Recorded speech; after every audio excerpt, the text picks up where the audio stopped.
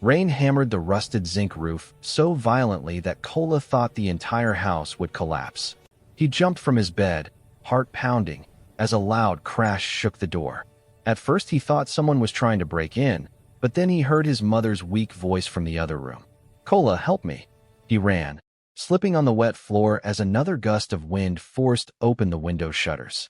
His mother lay on the wooden chair, coughing so hard her entire body trembled. Lightning lit up the room, revealing her sweat-soaked face. "Mama," he shouted, dropping to his knees. "Are you breathing? Mama, talk to me." She waved her hand weakly. "I'm fine, it's just the cold. Close the window before the rain carries us away." Kola jumped up and pushed the stubborn window shut with all his strength. The thunder rolled again. He exhaled shakily. His mother's cough had grown worse these last few months, and every time she fell ill, he felt a fear he couldn't explain. Fear of losing her, fear of being alone, fear of life changing too fast. He rushed back to her. "Mama, you need to rest. You shouldn't be sitting here in this weather." She looked at him and smiled tiredly. "And you, my son, should be sleeping. You have school tomorrow." "I'm not thinking of school now. You scared me." His voice cracked without his permission. Mama touched his cheek. "I'm not going anywhere. Not yet." Her words were meant to comfort him, but they did the opposite. Something about how she said, "not yet," made his heart sink. She let him help her back into bed. He covered her gently, wiping the sweat from her forehead. The rain softened outside, as if giving them a brief moment of peace. Mama closed her eyes and whispered, "Go and sleep. Morning will come soon." But Kola didn't sleep. He sat beside her until the morning light began pushing through the curtains. Only then did he doze off in the chair. He woke to the sound of his mother singing softly in the kitchen. That was how she used to wake him when life was simpler, before sickness, before fear crept into their home. He rubbed his eyes, relieved. At least she was still strong enough to cook. He dressed quickly for school and stepped outside just as Mama handed him a small wrapped bread. "Eat on the way," she said. "You've overslept." "I didn't oversleep." He paused. "I just wanted to be sure you were fine." "I am fine, Ogier," she said, gently pushing him toward the path. "Now go. The world will not wait for you." He smiled a little at that. He didn't know those words would later haunt him. The sun was bright. Birds hopped lazily on the dusty road. But everywhere Kola went, the worry clung to him. In class, his teacher's voice floated like noise. His friends laughed loudly during break, but he barely heard them. It wasn't until their principal stepped into the classroom that his attention snapped back. "Students," the principal said dramatically, "we have a guest today from the National Scholars Initiative." The room erupted. Everyone had heard of that program. They offered international scholarships to outstanding students, flights, accommodation, everything covered. It was the kind of opportunity people in villages only whispered about like myth. The principal stepped aside, revealing a tall man in glasses, carrying a brown envelope. "My name is Mr. Daniels," he said warmly. "And today, I am here because we found a star in your midst." Eyes darted across the room. Some students sat straighter. Some held their breath. "Will the student named Kalawol Adeyemi please come forward?" For a few seconds, Kola didn't move. He honestly thought they meant another Kalawol. But the principal was smiling directly at him. "Yes, you young man. Come." Students gasped and whispered as he walked to the front, his knees weak. Mr. Daniels opened the envelope. "Congratulations. You have been awarded a full international scholarship to study engineering at Crestview University." The classroom exploded in screams. His classmates slapped his back. Some shouted his name. A few stared in envy, but even they couldn't hide their surprise. Kola stood frozen. He couldn't speak, couldn't breathe. Full scholarship? Abroad? Mr. Daniels handed him the official letter. "Your exam scores were extraordinary. You have a brilliant future ahead, Kola." Future. That word hit him hard. A future outside this village. A future beyond sickness and struggle. When school closed, students followed him out like he was a celebrity. "Twali scholarship boy. Kola, don't forget us when you blow. Omo, you go travel abroad." But his mind was somewhere else. His mother. How would she react? Would she be happy? Would she be scared? He reached home and found Mama washing clothes in a basin. Her arms moved slowly, her breathing slightly uneven, but she was trying, didn't want him to worry. "Mama," he called, voice trembling. She looked up. "Why are you standing like someone who swallowed a drumstick whole?" Talk, my son. He handed her the letter silently. She wiped her hands on her wrapper and opened it. Her eyes moved slowly across the words. Then faster. Then she gasped. Kola! Kola! She grabbed his face with both hands. You did it. Oh, Baba God, thank you. She burst into tears. My son is going abroad. Abroad. He laughed through his own tears. He hadn't realized how desperately he had wanted her to be proud. She held him so tightly, he could barely breathe. You will be great, Kola. You will be greater than me, greater than anyone in this village.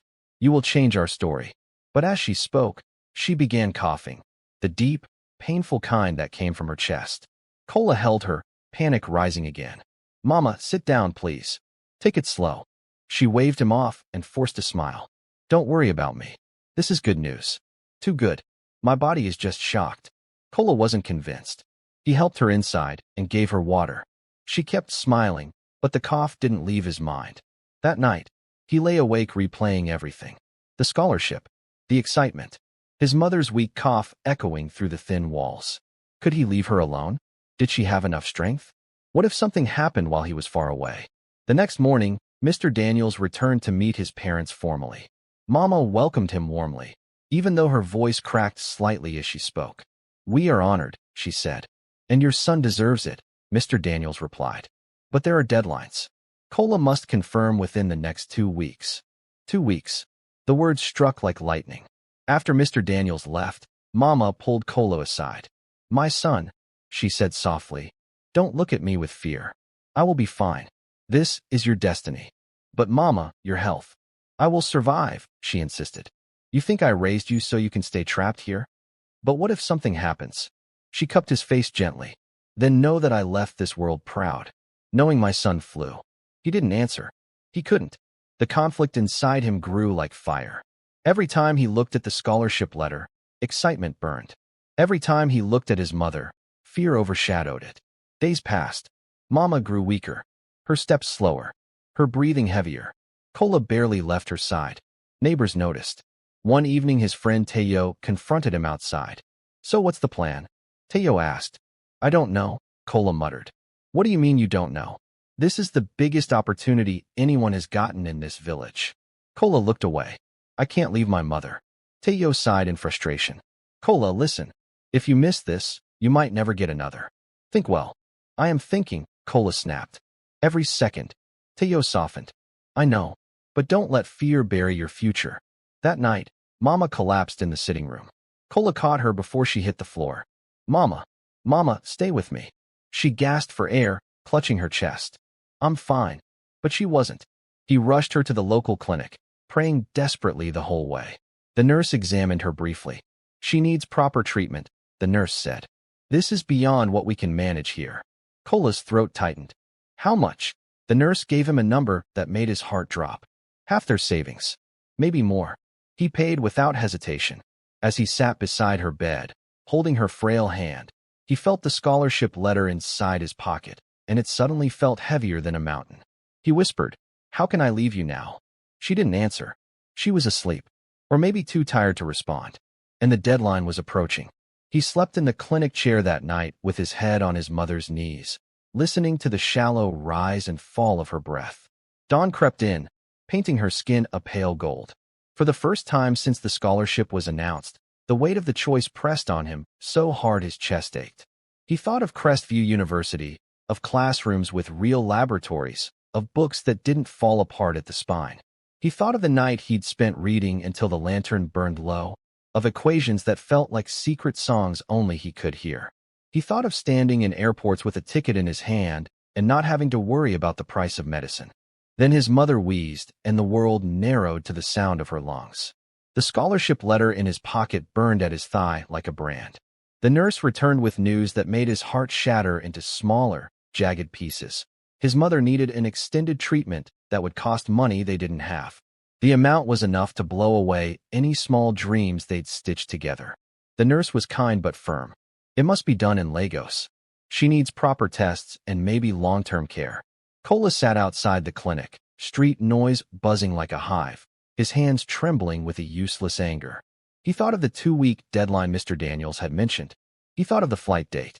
He thought of his mother's smile earlier that week when she said he must go. He thought he would not be the kind of son who abandoned his mother in an instant of ease. He decided, then, that he would stay. The next morning he called Mr. Daniels and asked for more time. He spoke slowly, as if careful words could glue his life back together. "Sir, my mother's sick. I cannot travel yet. I need to wait until she's better." Mr. Daniels's voice on the other end was patient but clear. "Kola, I understand family emergencies, but you must know the scholarship process is strict. The board allocated one slot. If you can't confirm, we will give it to another deserving student. Please, try to find a way." Kola swallowed and lied to himself. He would find a way. He had to.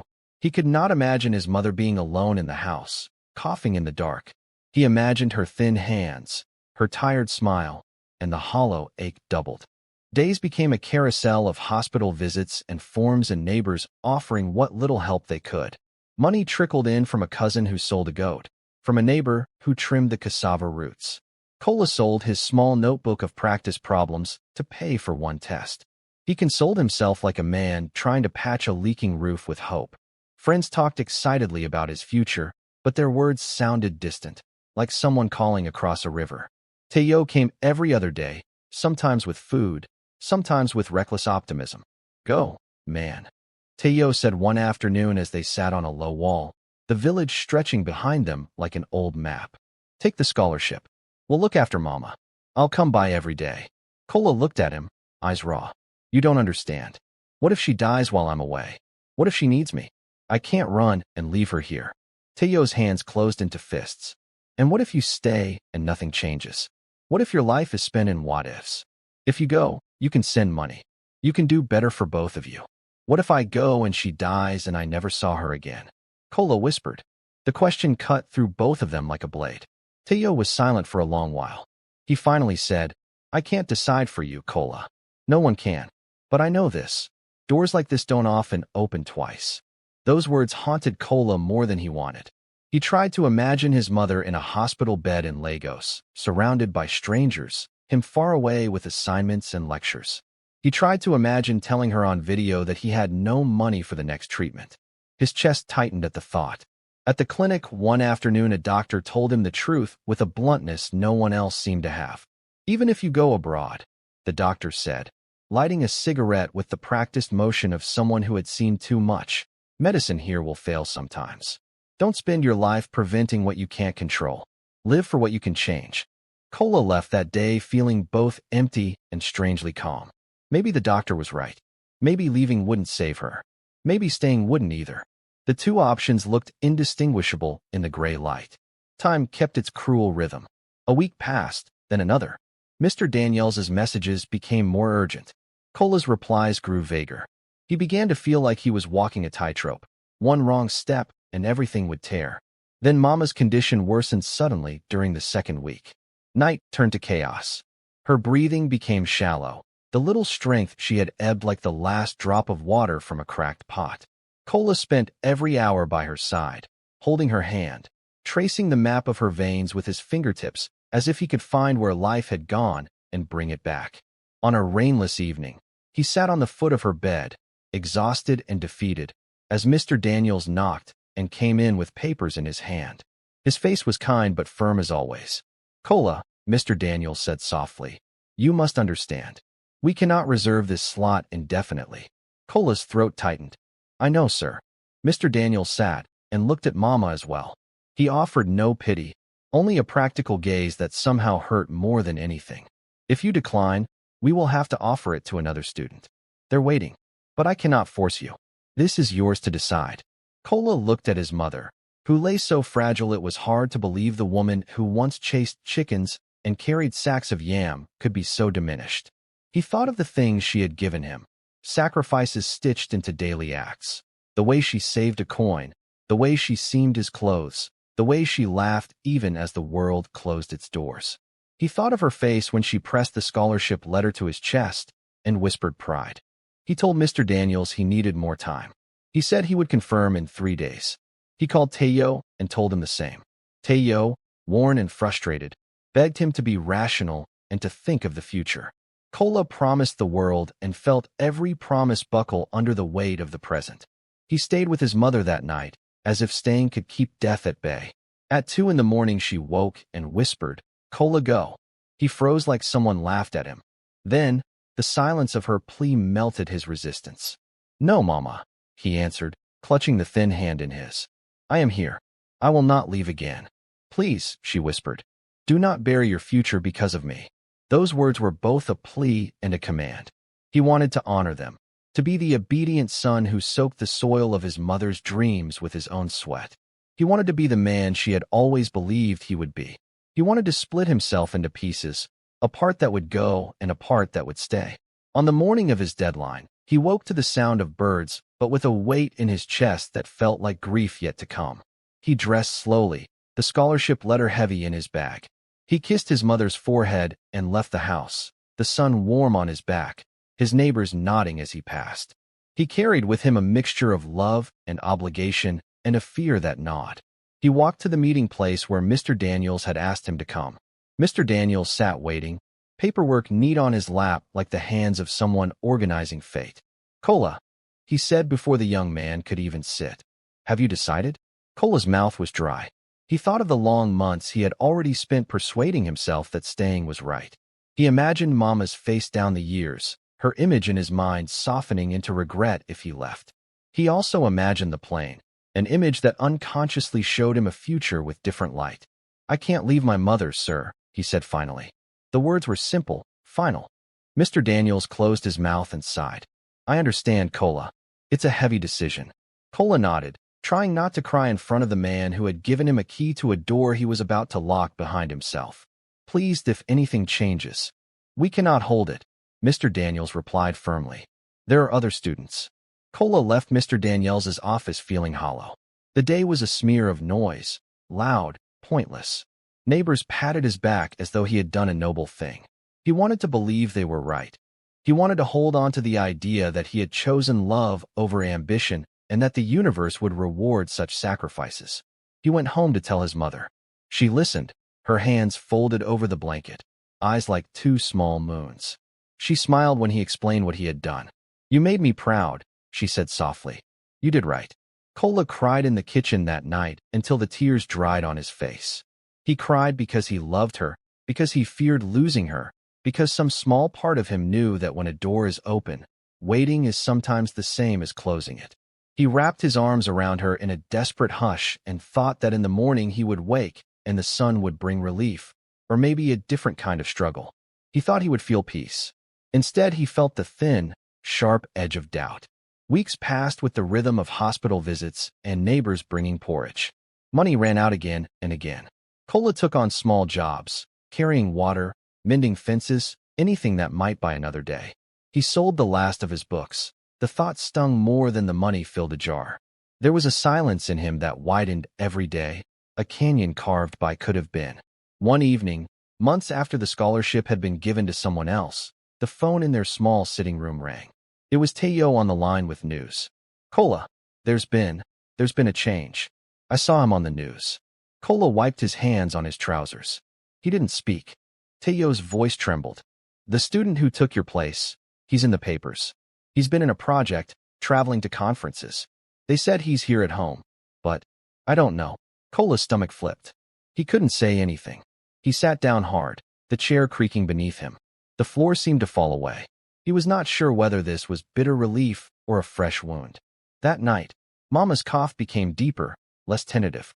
She whispered his name in her sleep as if calling him to stand in the doorway of something he could not yet see.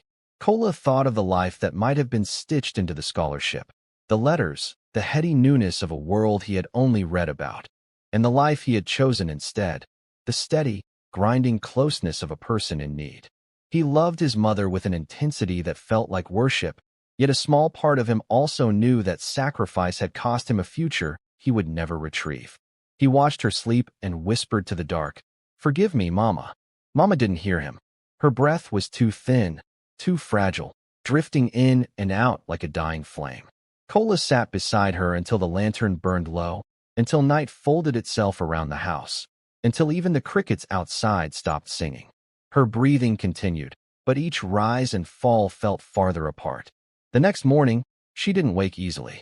Her eyelids fluttered like she was struggling with a dream she couldn't escape from. Kola held her shoulders gently, whispering her name. When her eyes finally opened, they held a strange clarity, like the eyes of someone who had lived for a long time and had finally understood something important. Kola, she reached for his hand. He held it quickly, terrified that if he hesitated even a second, the moment would slip away. My son, she whispered. I want to tell you something. He swallowed. I'm listening, Mama. She squeezed his hand weakly. I know you stayed because of me. I know what it cost. I know the world offered you something big, and you said no because of me. Her voice wavered. But I didn't raise you to bury your future. I wanted you to fly, even if I could not go with you. Tears blurred Kola's vision. Mama, don't talk like that. You'll get better. I'll find the money. We'll find help. She smiled sadly, a small, gentle curve of her lips that broke him. Ah, my son, don't lie to your mother. My time is near. But yours is just beginning. No, he said, shaking. Don't say that. You must not let my end become your end, she whispered. Promise me, Kola. Promise me you will still chase the world. Promise me you will not hold regret. He couldn't answer. His throat was a knot of pain. He leaned forward, resting his forehead against her hand. I don't know how to live without you. You will, she whispered. Because you must. She closed her eyes, her breathing softer, steadier for a moment. Kola stayed by her side, afraid that if he moved, even slightly, the thread of her life would snap. Hours passed. The sun traveled across the sky. A neighbor came by with food, but Kola didn't eat. He just watched her chest rise and fall. Slowly, slowly, slower. By evening, Mama stirred again, her voice barely a breath. My son, I love you. I love you too, Mama, he choked. She exhaled, long, gentle, final. Her chest did not rise again. Silence filled the room, thick and merciless. Kola waited for another breath, another small movement, another sign that fate would give him one more second. He prayed. He begged. He shook her gently. Mama, Mama, please wake up. Please. But she was gone. A long, breaking sound escaped him, a sound he had never made before. A sound of something tearing from the inside. He held her body and cried until the neighbors came running. They found him there, rocking back and forth on the floor, holding her like a child afraid of the dark. The burial came quickly, as village traditions required. People hugged him, fed him, prayed with him. They told him to stay strong. They told him God would comfort him. They told him things that felt like stones thrown into a river, dull, sinking, disappearing. Kola did not speak much. He walked through the days like a ghost, moving because his legs remembered how to move, breathing because his lungs still worked. But inside him, something had died with her, the part that believed the future was still bright. Weeks passed, then months. He took odd jobs. He mended roofs, carried firewood, cleared farmland for little pay. Anything to keep the house running, anything to keep his mind from sinking. But every now and then, he would find the scholarship letter in the corner of his room, faded, still neatly folded where he had left it. He never opened it again. One afternoon, Teo visited him with a newspaper rolled tightly in his hand.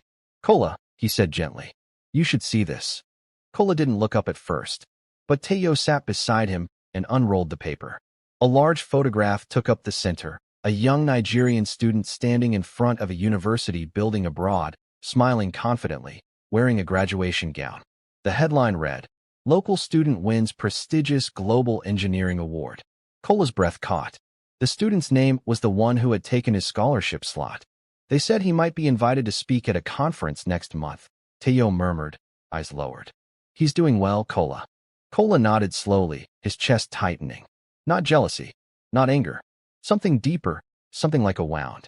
The article talked about his achievements, the breakthroughs he had made in robotics, the scholarships he had won afterward, the internship he had secured in Europe. A life, a path, a door that Kola had once touched but never entered.